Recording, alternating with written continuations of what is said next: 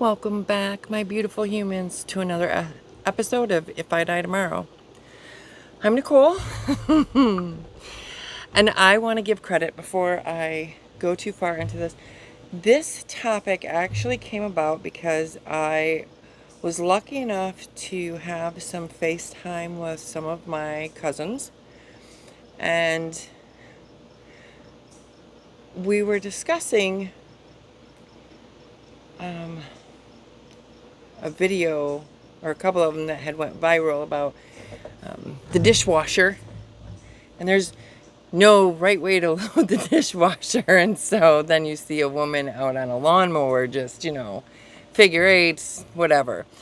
And then the question was back out there, about, so there's no right way, right? So because of that, it really gave me time to think.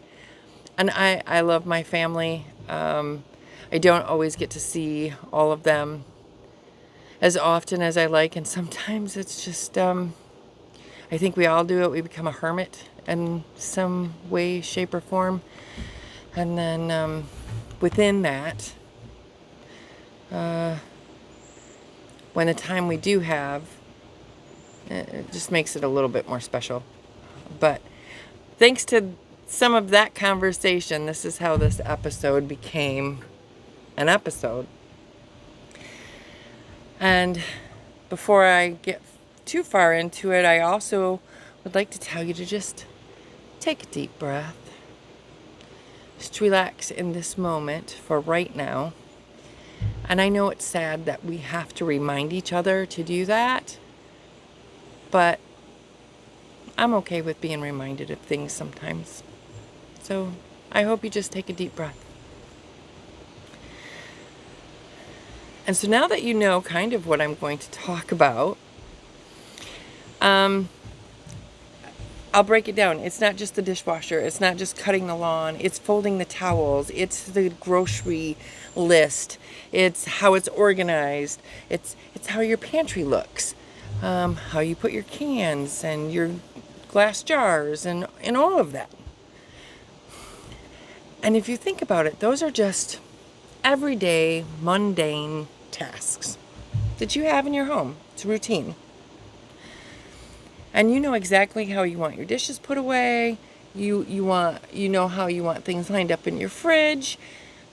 Some of us want more things more aesthetically pleasing, I guess. And so you have these things and you have them all the way you want them, right? And then someone comes along, your partner, your roommate, your children, big or small. Doesn't matter, but each one of them does it differently. They'll put the cans haphazardly in the fridge or the pantry, or they'll put this pan over on this shelf when it was actually supposed to go on that shelf. And it's in that exact moment that something snaps a little in your brain. And there's this little voice in there going, they're doing it wrong. They're doing it wrong. But are they? Really? Are they? We're going to dive not too deep, but deep enough into a concept that affects our mental peace, our productivity, and most importantly, the health of our relationships. And we are talking about the massive, often invisible line between preference and the right way. If I die tomorrow, I really don't want to make, I don't want to make sure that people think that I was just this rigid micromanager, control freak. I don't want to spend my last days on earth fighting over things that don't actually matter.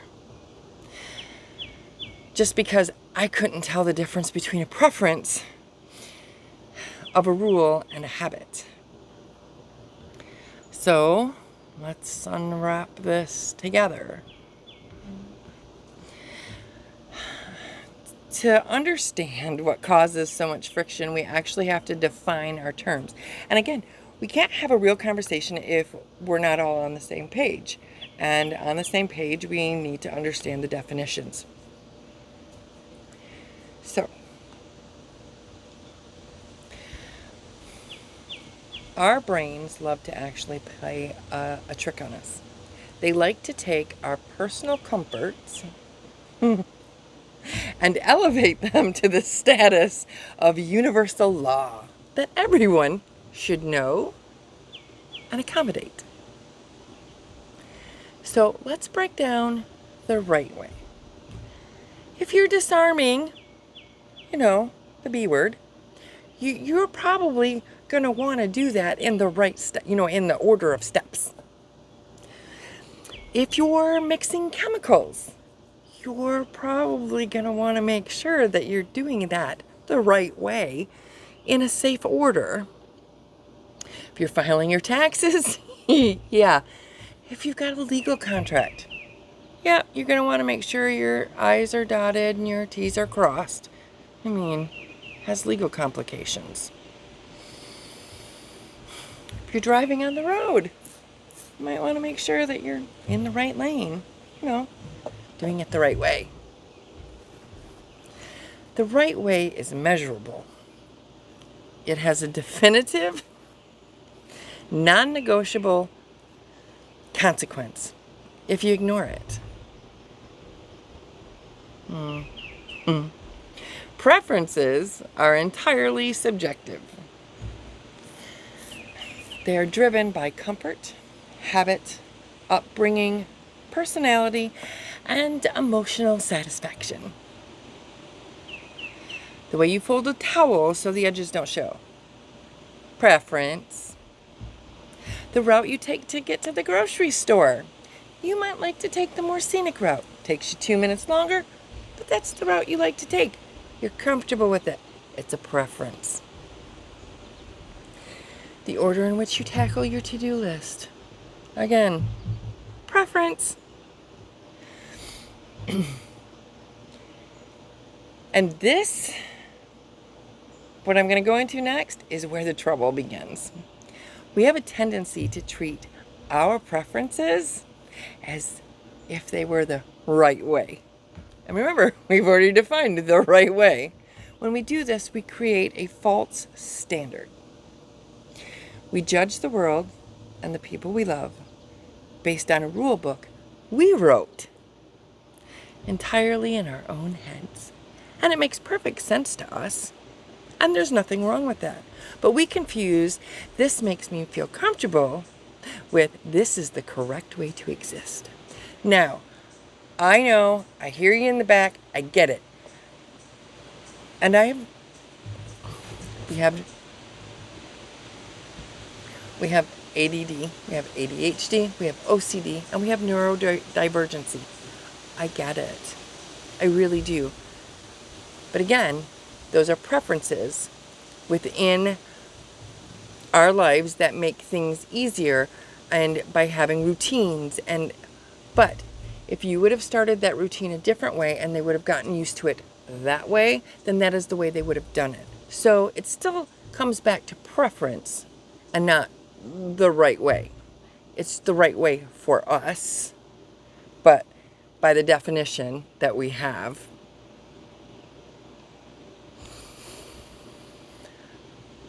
So, by doing this, when we fail to separate our preferences from the right way, the first person we hurt is ourselves. We drown in a sea, of unnecessary micromanagement. And nobody likes to think of themselves as a micromanager. I don't. It's one of those things where like, oh, they're a micromanager. We don't always have the nicest, most positive thoughts about that. But you didn't realize that you were doing that yourself.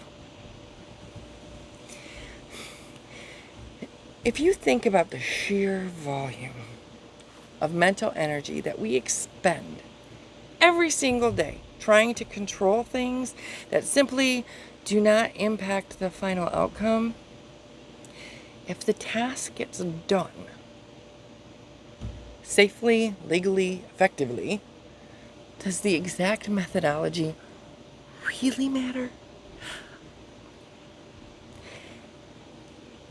If my goal is a clean kitchen,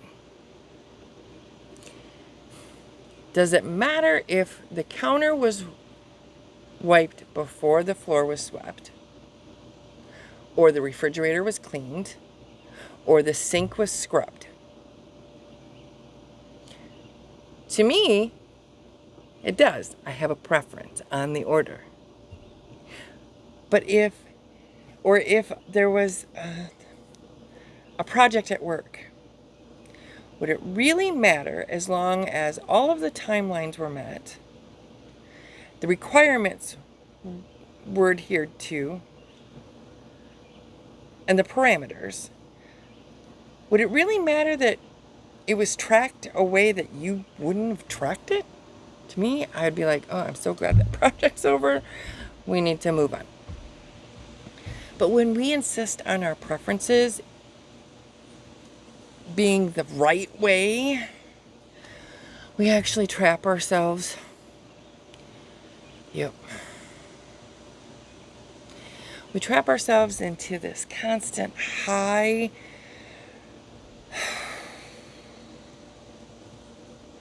intensity, hyper-vigilant state of being, which sounds like a big party I want. We're always watching, we're always correcting, we're always grading the world around us. It's simply exhausting. We're optimizing things that don't need to be optimized. And if we're looking at this through the lens of legacy, the very core of when we ask ourselves, if I die tomorrow, is actually shines a more critical light on it, on who we are in life and in planning for the future. We have to know that there are certain things that require a protocol and what requires a little bit of grace. There are legal and financial realities that must be handled in the right way.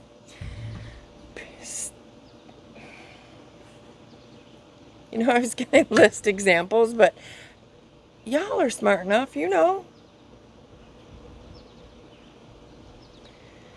And there's a reason that we have those standards for those things the right way. But how our families choose to navigate this messy life, or their grief, or putting away dishes, or how to organize their day, those are spaces of preference. And if we keep trying to micromanage the preferences of the future from the present, we actually leave behind a legacy of control rather than the legacy of love that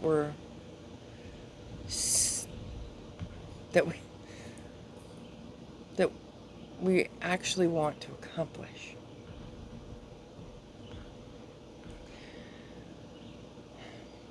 Now that we've said all of this, let's talk about how it actually impacts our relationships.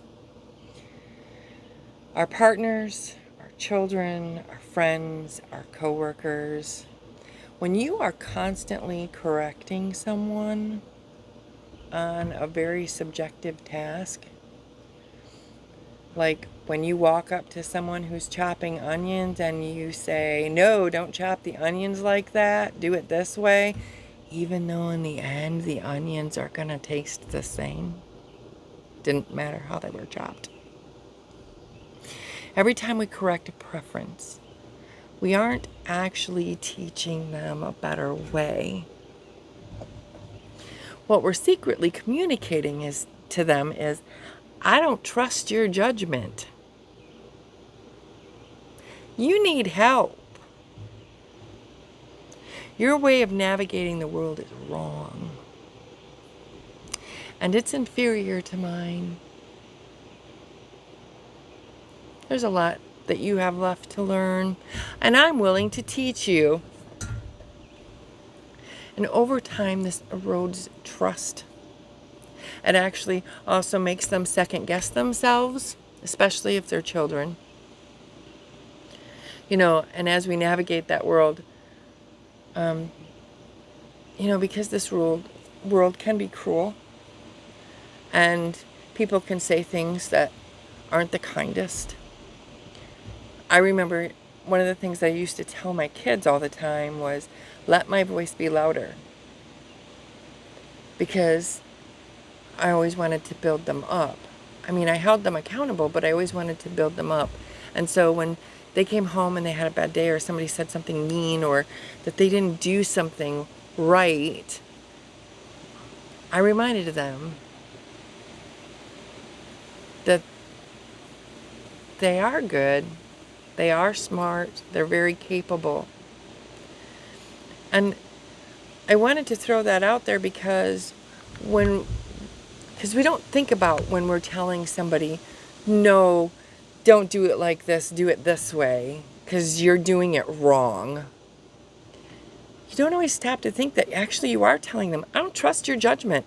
I don't think you're capable. And I don't really think that's what you mean. And it's going to make people stop helping. Or when they do help, it's going to make them very timid and wait for every little direction from you, which then will make you tired and upset and say, why don't you ever take initiative? And then they feel like, well, because when I take initiative, you just tell me it's wrong. And so then it just causes this chaos that doesn't need to be there. Or they'll just start pulling away emotionally because it's trying to protect themselves from constant judgment that you didn't even realize you were inflicting upon them. Control often masquerades as correctness. We tell ourselves we're just helping. We're teaching them a better way. But really, we're just trying to make our environment match our internal comfort zone at their expense.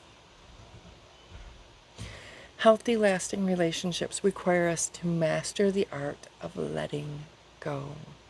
It is not easy. And it requires us to introduce a new standard into our vocabulary. Functional success. Functional success means asking yourself, did the core objective get done and get met without causing any harm? You cringing is not harm. If the answer is yes, then the path that they took to get there is valid. Don't undermine that. It might not be your path. It might even make you slightly twitchy. And if it does, stop watching. Walk away. Give them the task and walk away. If you don't think that you can handle it as you're learning to master this, walk away. Give yourself your own task. Give them tasks. And let them do it on their own. Just let them be. Because that's another thing. Don't come back and try and, oh, you missed that, you missed that. No. No.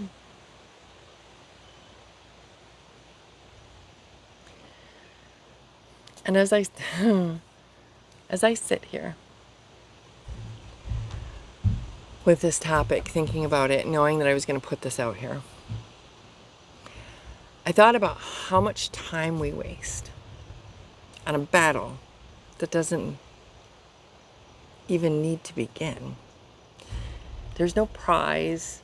There's no you've done it better. And I wanted to distill it down into a single truth that we could carry with us this week and hopefully remember it enough to carry it with us for the rest of our lives. Peace isn't found in getting everyone to follow your map. It's found in realizing there are 100 different roads to the exact same destination. And if we sit there with that for a moment,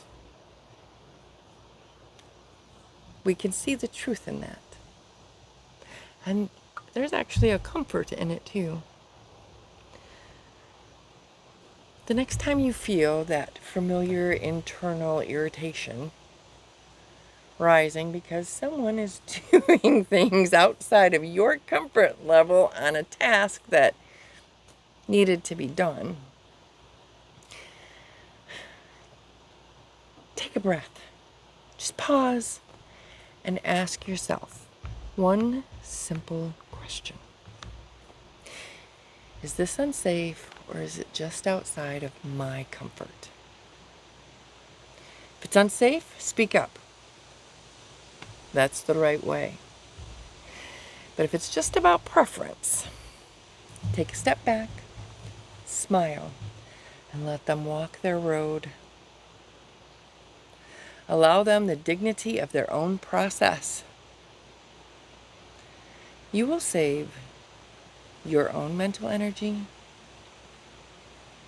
hurt feelings, and some of their confidence by giving them one of the greatest gifts you could, which is the freedom to be themselves.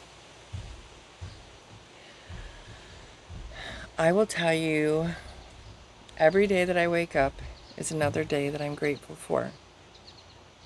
But I do know that life is short. And if I die tomorrow, I don't want to be remembered as the person who made sure all of my towels were folded perfectly, or every task was optimally organized. I want to be remembered as the person who offered space to the people in my life whom I trust and value, the harmony to be themselves. So let's put down the map and find a different road, even if it's uncomfortable. I want to thank you for spending time with me again this week. I hope something in here resonated with you. And I want to thank you for opening your hearts and your minds to these conversations. I truly do value you, and I'm so very grateful, because this world can be very mean, and we deserve some peace and happiness. If you'd like, you can actually find me on Instagram and the TikTok. I put out clips, and it's at Hey Coley Press. But as always, be kind, be grateful, stay humble. Until next week.